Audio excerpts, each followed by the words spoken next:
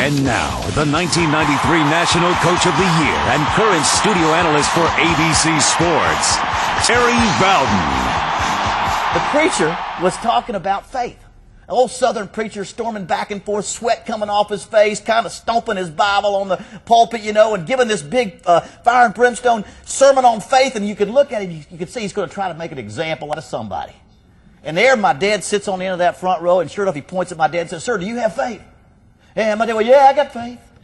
He said, "Well, if you've got so much faith, if I took a balance beam and set it down here in front of the pulpit, would you walk across that balance beam for $100? And my dad said, "Well, yes, sir, I'd do that. I got that kind of faith, I'd do it."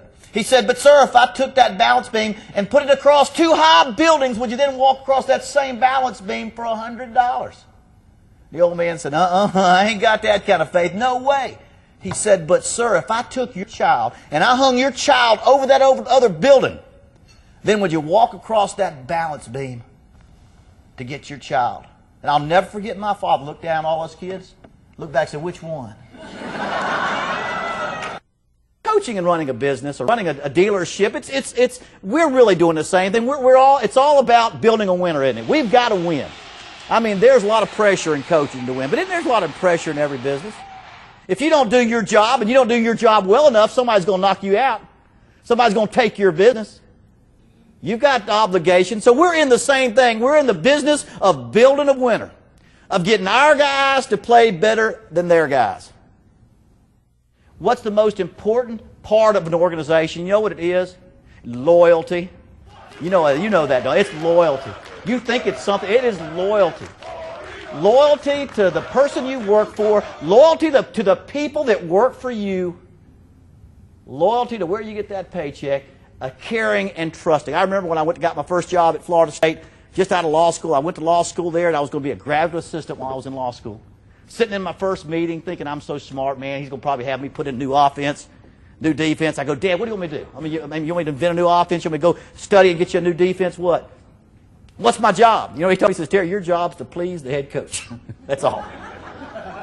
You got one job, please the head coach. I'm the boss. We've got one agenda, that's my agenda.